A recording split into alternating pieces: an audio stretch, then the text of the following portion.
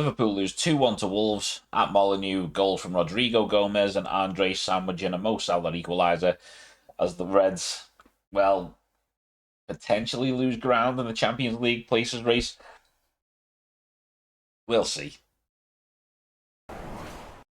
Welcome to Kop That, episode 11? They're coming thick and fast. I'm Chris, and this is your friendly, calm, no clickbait, no knee-jerk, no drama, no agenda, no bullshit. Look at the game. And so we're gonna look at the game. I'm gonna keep this kind of short, not just because I'm hungover. What you see after a Liverpool game now, I'm not, and I've never been a fan of the clickbait stuff. Like, I could easily put, keywords in the title and just say anything, whether I agree with it or not. And if you don't like people saying anything at all, let me know in the comments. It's all about engagement. I would rather stick to me 10 to 20 views per video. I don't know how people sleep at night, knowing that they've just stirred up a big bunch of shit. And what we've had yesterday was something that a lot of these clickbait merchants, these drama queens, these fucking shysters, I've been waiting for. Which was Liverpool losing to a team that is not in the top part of the league. And Liverpool have lost 3 games in the last 22. So they've been waiting a little while to unleash, and they've been holding it in. Oh, they've been holding it in. It's been like released in little bursts over that time. But yeah, that all came pouring out yesterday. This is why I like to sleep on games. I'll have a sleep. Think about it. Then I'll post a video and we'll talk about the game calmly. Honestly. The game itself really wasn't much. The first half put me in mind of Liverpool last season, where you kind of turn up, you're on top, but not really doing much. Wolves didn't really offer anything. And I was expecting more. And to be honest, I'm pretty sure Slot was, by the way we were set up. But we nullified Mane and that outball down our left, which they tried a couple of times early on. And we kind of nullified that, and they didn't really have anything else. Just a couple of shots. Maybe there wasn't really much happening in the first half. It was one of those, okay, now we know what we're dealing with. Get to half time, fix it up. Second half, be better, win the game. Cool. We did come out with a bit more intent in the second half. We got a corner, which, it's the Premier League this season, which means to say it in goal, or a chance at least. We get a corner which Salah takes. It goes near post, which I think all of our corners did, except for maybe 1 or 2, if that. Actually, now I'm thinking about it, maybe 2. Most of them went near post, and almost all of them, except this one, just hit the first defender. This one, Ekitike's there, flicks the ball to the back post. Both Gakpo and Jones are going for the ball in completely different fashions. Jones is just throwing his body at it, because if it hits him, it goes in, right? Gakpo is throwing his foot at it. His foot goes, I think, under Jones's arm, and actually clears the ball up onto the bar, and the bar kind of stops Kirkers from nodding it in. It was really weird, really bad luck as well. I've got to point that out. I just see people pinning the blame on Gakpo. He's like, what was he supposed to do? Not throw his foot at it? Just stand there. I'm not entirely sure how much he knows about Jones coming in. I don't know. You got to throw something at it, but fortunately, he actually clears it off the line, which is really unfortunate. And it took 2 replays to figure out what happened. But you think, okay, we're really close there. I think Soboslai had like the when the ball got cleared out, I think he had the shot, didn't really go anywhere. You think, okay, we're on top. We've had a chance. We're doing better. Let's go. Let's go. Let's go. Chance creation in this game was quite worrying. So there's one thing Liverpool can't really be accused of this season. It's not creating chances in games. Because I put a lot of blame on the players for where we are in the league this season because of how many chances we've had that haven't been converted. Like our conversion rate is fucking woeful. That's where like a lot of my blame lies today. I can't put that aspect of it on the players because we didn't really create many chances, like actual clear cut chances, until the 78th minute when Wolves had their first shot on goal. Now, I wasn't watching this on my own, and I actually said maybe a minute before this goal went in, because he puts the statistics up. It was on TNT Sports. They put the statistics up. Liverpool had like, I don't know, 12 shots, 3 on target or whatever. Wolves had 0 shots at all. I quite stupidly mentioned, because this is somebody who's just been watching football their entire life. I kind of stupidly mentioned, I've seen games like this where like Liverpool will lose this game 1-0. And I mean, I barely finished the sentence. Long ball, gets hoofed up. Van Dijk. Now, I'm just going to stop for a second. There was an arm into Van Dijk's back. These things have been given. I'm not saying they should be, and I'm not saying this one should have, because I don't think it should have. I don't think it's a foul. But they do get given. And if they do get given, then that should be given. Because it wasn't like a little nudge. It was an arm out. Whatever. It doesn't get given, and in my opinion, rightly so, it doesn't get given. And the ball gets put through to Gomez. Kanate, who, what the fuck he was doing initially, I have no idea. But he nearly gets there. Allison nearly gets there. Best one-on-one keeper in the world. But it's a lovely finish. I can't take anything away from him for the finish. The finish is fucking awesome. He's getting lent into and everything. Lifts it over Allison into the far corner. Wolves with their first shot of the entire game are 1-0 up. This is a story I've seen I don't even know how many times in the Premier League over the years. It's that game, isn't it? It's one of those games. But this wakes, not necessarily just wakes Liverpool up, this wakes the entire game up. The stadium wakes up. And Liverpool really start attacking. And it forces Wolves to make really weird crossfield passes. They gave one away in our half. And maybe a minute or two later, they give another one away in their half, which Mo Salah picks up. He's getting shown onto his right foot, which as a defender you should be doing. Takes it with his left anyway. Really good goal, in all honesty. And he needed that. He really needed that. Like, he wasn't bad in the second half. He's way better than he was in the first half. But he needed that. He looked so up for it. Because a few minutes after that, he gets the ball on more towards our left for some reason. And he makes a run into their half. And there's 2 defenders. And this is why I think this went wrong.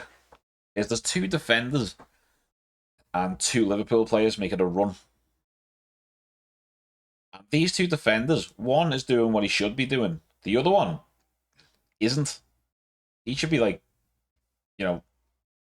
moving over this way a little bit. And he doesn't. And that leaves what should be the easiest assist of Mo Salah's career. But he just holds onto the ball like 2 seconds too long. It was so weird. In my head, it hit a certain point when I'm like, and pass. No. And he just didn't.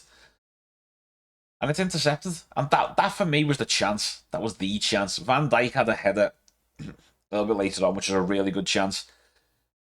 Rio has a shot which was slightly deflected towards the keeper, who then fingertips it. And I mean fingertips. I'm not talking like that kind of fingertip. I'm talking fingertips save onto the post. And he was really unfortunate with that. But we did have these chances. And Wolves in injury time, and I'll get onto the injury time thing in a sec. Get the ball in Liverpool, so after around the area, Jones does really well to win the ball back. He then plays the weirdest pass. It was badly paced because Allison's got to come to meet it. Like really come out to meet it. It was just a weird decision. I'm not entirely sure whether he had a proper outball other than that. Other than just putting it out for a throw-in, which I'd prefer. But Allison just gets rid. Chested down. It's given to Andre. He's not tracked by any midfielders except for McAllister. I think when he turns to his left foot, McAllister almost gets there, but there's no. This goal was a huge argument for what I've been saying all season, which is that we need an actual number 6, like somebody who just protects that back four and can get out in situations like this and press the player with the ball. Neither centre back did. McAllister almost got there. He takes a shot. Once he takes the shot, it's bad luck from there on. There's not all the bad defending came before it. Once he takes the shot, it's just bad luck. It hits one of the many Gomez's on the pitch. It hits him on the leg. It just deflects over Allison. Neither one of them can do anything about it. That part is unfortunate. It's the build up to the goal where I've got issues. And Liverpool concede for, I think, a 5th time in injury time this season, which is a Premier League record. And I think it's in terms of losses. Losses or just it can't be conceded. We've conceded way more in injury time. Give me a sec.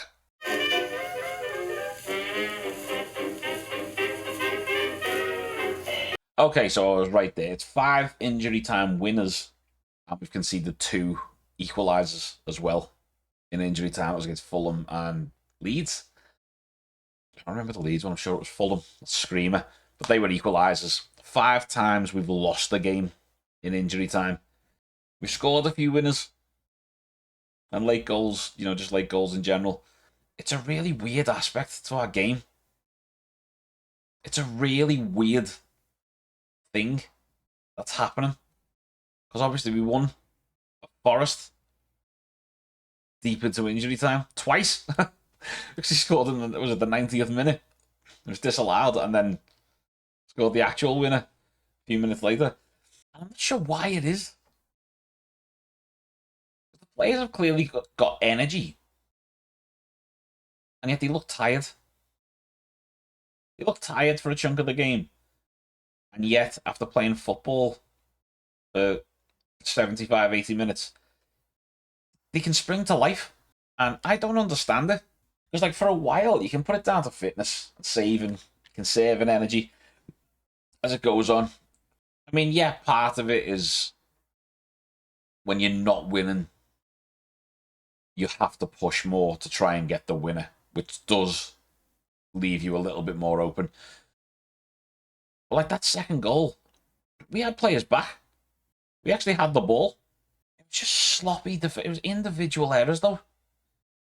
Jones going back to Allison. Allison doesn't know where he's hitting the ball. He's just fucking get rid. But no one's anticipating it. Nobody is anticipating it. And I think with Chiesa was maybe near, but I'm not sure how much he could do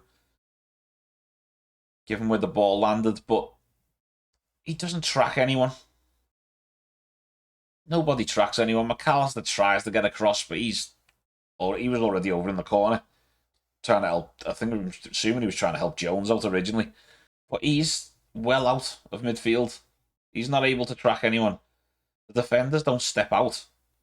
You think it'd be a basic idea. You can't just hold the line constantly. If nobody else is getting close to him, you have to. It might leave somebody else free, you might leave a space, but nobody else is doing it. You have to. This isn't like a 30-yard shot. This is still outside the area, but it's in an area like, well, this is a dangerous situation. Because normally, if people are taking pot shots from outside the area, you're quite happy to let them do it rather than, give them something in the area. But nobody steps out. Nobody does anything. Gomez gets his body in the way, as you'd expect. And that was the downfall in the end. It was his body that it goes in off. Liverpool's late form, from the 90th minute onwards, is so wild. Because we've scored quite a few in injury time, and we've conceded a record amount of winners in injury time, and a couple of equalisers. I can't put my finger on why it is. I've been trying to think while I've been talking, just to see if anything pops in last minute. And you can put it down to game management. You can put it down to, I mean, you can't discount things the opposition are doing. Like Wolves did have a slightly higher shape, higher press. But at that point, so you can't discount that. But where's our outball? Why are players able to just watch the ball land and then just kind of jog?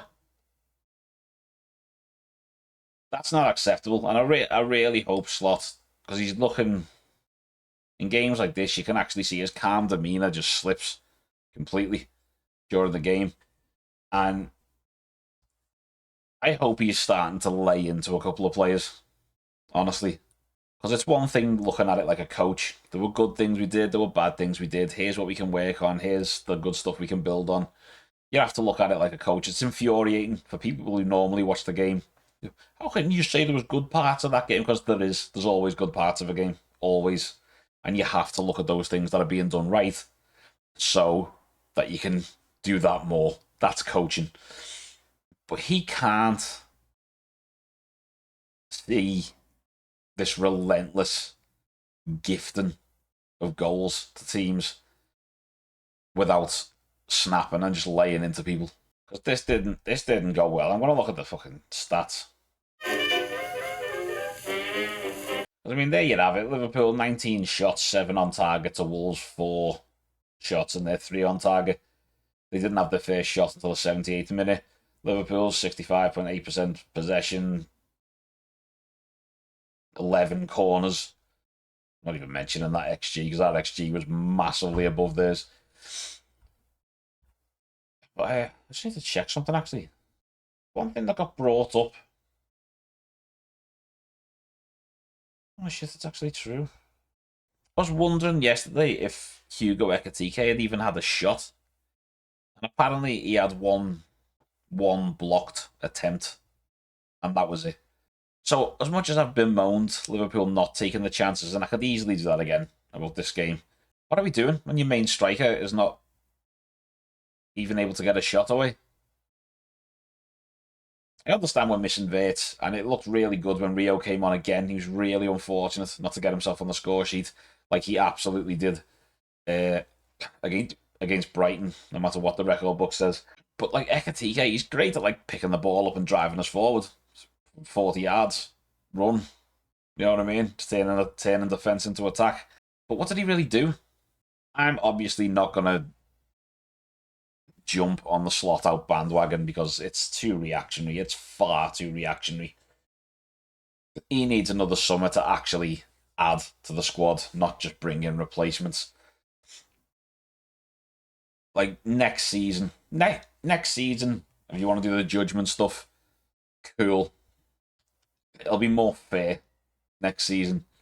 But for now, was the second that final whistle went, I knew all of the online content, all of the bullshit that was going to be coming out. When you look at like the individual players, that's what's fucked us quite a lot this season. It's just individuals, decision making. And I feel like at times Slot's got to take a lot of the heat off the players anyway. That's just not part of his job. But I think when you've got Ekatike not taking a shot, like an actual shot, I think he had one that was blocked. I just mentioned that before. When you've got him not doing anything, Salah scored a great goal, but not doing much else. Gakpo didn't do anything. He seemed to just he swings so wildly. He had a good game against West Ham. He was changing his game up. He was doing different things. Today, it's just back to normal. Ineffective. Cuts in. That's it. And it looked totally different when Rio came on. Rio, I'm not one of those people that thinks he should be starting a lot of games. He is 17. I think if your entertainment and fandom is going to put that on him, I feel like that's kind of selfish, to be honest. He needs to be looked after. But he got 20 odd minutes against West Ham. He got just over half an hour last night. And the next game at Wolves is Friday, which we'll be doing a watch along for. We're currently on a 4-game winning streak. So join me for that for number 5. With it being the FA Cup and with us playing, Saturday last night and Friday, I think Rio's threw his name in the hat for a start in that game. Like, I wouldn't argue with that, even if it's just for like an hour. But what was I saying? Oh yeah, the online shite, the clickbait shite, where channels and posters and stuff like that, they have to get 3 or 4 videos out a day, 4 or 5 shorts out a day. I just fill it with nonsense and rage bait and fucking bullshit. We don't agree with bullshit for engagement. Let me know in the comments. I will definitely read all of the comments and not just move on to the next video. I swear. I'm not like the others. They're doing it for their own benefits. They're doing it for their own. It's because it's self-serving. That's why they do it. What it's fueled, though, this is the reason I'm mentioning it. I wasn't going to have a pop like any individual chat. I'm not naming anyone. But what this does is it fuels a very toxic discussion. Because we're already in a very convenience-based life that we live in where I want it now. This needs to change immediately. It's not working, sack the manager. Sack him. Get rid of him. Drop him. This needs to change immediately. That's not how anything works. Anything. And I don't think, because I expect it out of content creators, I expect it. They're there for the clicks. You could sit there hurling abuse at them. They don't care. It's a comment on their video. They don't give a shit. But what it's done is fueled this horrible discourse online, and the onus for this is on the people that do respond. I'm sorry to say, but it is. You need to not engage, because if you get sucked into that, like, yeah, I agree. You've been sucked in. Sorry. But they want clicks, they want engagement, and they will say anything to get it. That's YouTube. That's content creation. That's just what the internet is. But people, normal people who aren't doing these videos, I assume you were brought up with think before you speak. Remember that phrase? What that never expanded to was emails and texts when they became a thing. It should have been embedded early that you can think before you type, and then you can type, and you can read it again, think again, edit it, delete it completely, change it, add something to it, think again, and then send. You've got all the time in the fucking world to do it. And this knee-jerk video culture has led to knee-jerk comments. Like, how are you so How are you reacting so emotionally when you've got time to think? I don't understand. How did this become normal? I don't get it. But all I'm saying is, don't go overboard. Liverpool have lost 3 games in the last 22 games. Wolves, worst Premier League team ever for a while. Remember that? They've played 11 games since New Year and they've only lost 4 of them. So they drew with Arsenal. They beat Villa when they were third and they beat Liverpool. Put things in context, please. Shit happens and it's been a shite season. Not just from Liverpool, just in terms of the Premier League. It's been awful to watch. Competitive as fuck because anybody can take points off anybody, but it's been awful to watch. And we did see a game yesterday. Maybe this is a positive. We saw a game yesterday where 3 goals were scored and none of them were set pieces. And it's weird how happy that made me, despite the result. So maybe there's hope for the future after all. I'm going to go now because my hangover is kicking my ass. There's no player ratings today because I don't really think I could rate anybody. If I'm going to give a man of the match,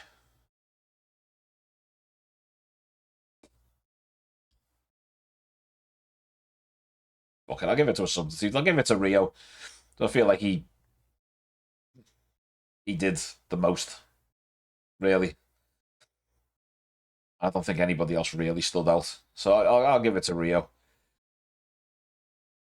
And I'll be back Friday for our watch along, where we can do the player ratings live at the end of the game and hopefully see Liverpool qualify for the next round of the FA Cup.